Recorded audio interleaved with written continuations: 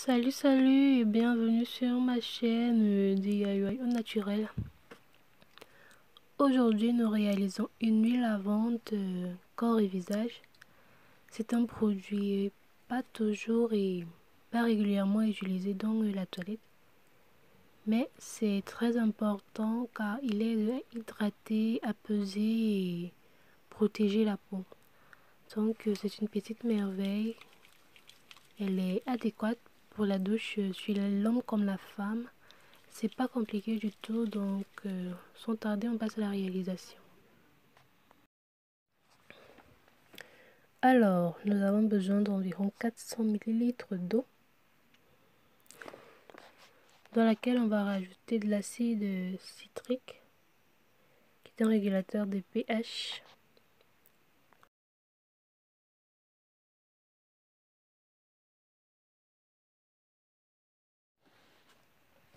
Une fois que l'acide citrique a fondu, je rajoute la vitamine B3, la niacinamide, la niacine, encore appelée la nicotinamide.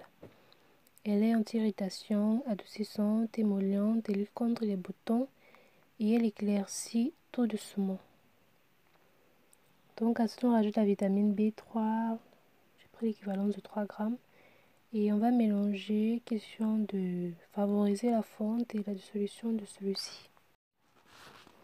Ensuite on va rajouter de l'urée. Voilà comment elle se présente. Ce sont des petites pastilles.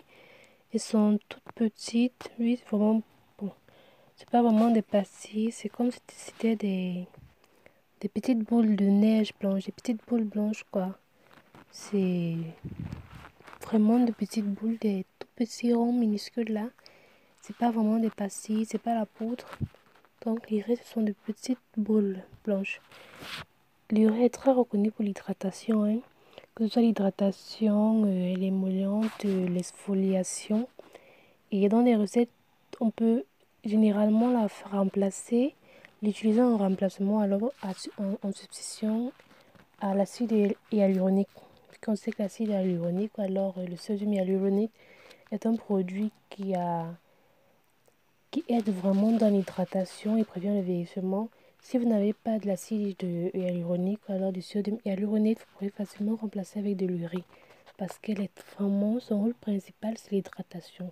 Donc, par derrière, elle sera aussi adoucissante, émolliente, exfoliante. Bon. Par la suite, je mélange légèrement du benzoate de sodium avec légèrement d'eau pour favoriser la fonte parce qu'elle est soluble dans l'eau. Puis, on va le rajouter plus tard. Pour le benzoate de sodium, j'ai pris environ 10 grammes vu que la quantité de phase aqueuse et la quantité même du produit est énorme. Je suis en train de réaliser 500 ml d'huile lavande. Et on a dit dès le début que l'on prend 400 ml d'eau. Donc pour la suite, voilà, sont mes deux tensioactifs. Pardon, c'est ma cocobétaïne et la glycérine. La cocobétaïne, j'en ai pris 70 grammes. 70 grammes, 70 ml de cocobétaïne, dans lequel je rajoute de la glycérine. J'ai pris 5 grammes de glycérine, elle aussi hydratante et émolliente. Donc je mélange ces deux.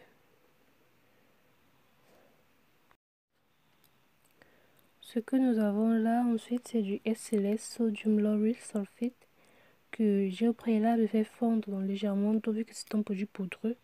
Vous faudrait l'utiliser quand elle est déjà fondue. Donc j'ai fait fondre d'abord au préalable. C'est vrai que la fonte n'a pas été totalement, mais bon, ça ne dérange pas, ça va fondre après dans le produit final.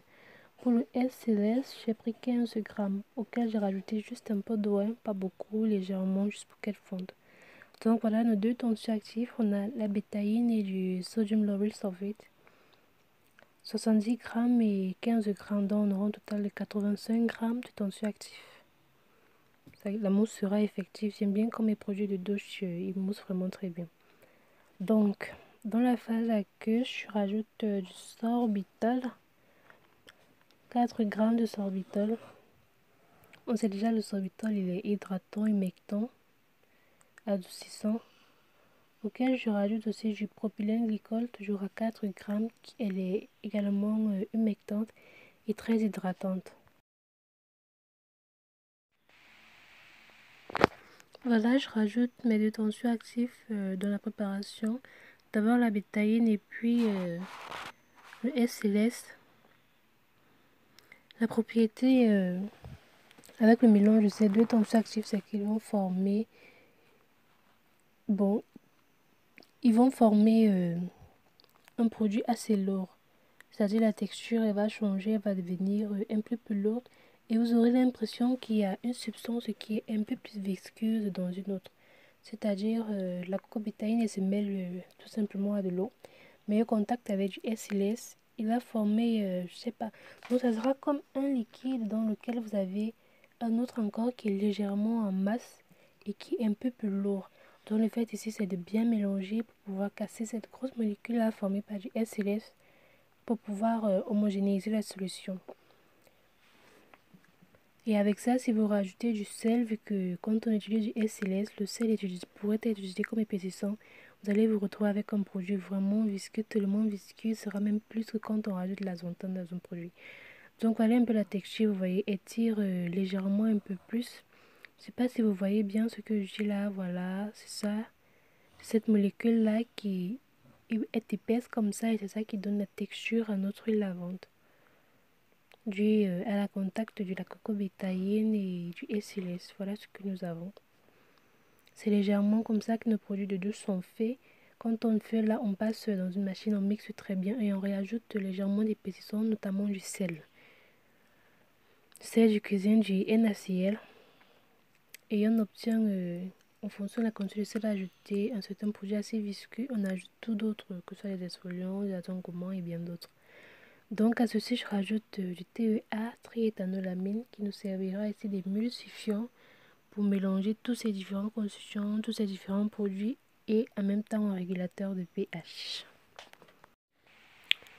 On rajoute ensuite notre benzoate de sodium, notre congélateur et on mélange bien. Vous voyez la texture, elle a changé, elle est légèrement un peu plus visqueuse.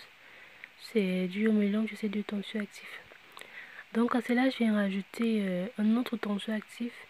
Celui-ci, je rajoute beaucoup plus. Bon, un tensioactif, je rajoute beaucoup plus pour avoir la couleur jaune. Je vais modifier légèrement la couleur de mon huile lavande. Et vu que celle-ci, je sais qu'elle a tendance à colorer les préparations, raison pour laquelle je la rajoute pour avoir un peu plus de coloration, légèrement jaune. Telle est la couleur que je voulais pour mon huile lavande. Donc voilà, pas beaucoup. Pour ajouter notre colorant de votre choix, c'est à votre goût, ou alors tout simplement le laisser comme ça, c'est comme vous voulez. Ceci fait, je rajoute je renverse maintenant tout ceci donc dans un conteneur adéquat, toujours lavé et bien désinfecté, toujours respecter les règles d'hygiène. Donc voilà, la couleur elle me va, je trouve que c'est joli, pas trop jaune, pas totalement blanc. Bon, moi ça me convient totalement. Pour la couleur, ça dépend de vous. Donc voilà, nous sommes à la fin de ce tuto là, ce DIY. Voilà notre huile lavande fait maison. Vous pouvez l'utiliser comme un gel de douche normal. Ou alors, ça dépend de vous. Vous n'avez pas besoin de vous laver avec tous les jours, tout comme vous pouvez vous laver avec tous les jours. Moi, je peux l'utiliser environ 3 à 4 fois la semaine. Donc, je me lave avec comme si c'était un gel douche normal. Mais par moment aussi, bon, je peux d'abord me laver normalement, puis encore venir me laver avec cette huile lavande là après. Elle est très hydratante, vraiment très hydratante. Elle vous adoucit la peau, elle vous apaise vraiment. C'est très réconfortant, surtout quand vous êtes un peu durant les saisons, la saison sèche, quand il fait très chaud, vous lavez, ça vous apaise vraiment. Surtout que l'urée à l'intérieur, elle va vous apaisir, elle va vous adoucir la peau, elle va vous hydrater. Donc voilà.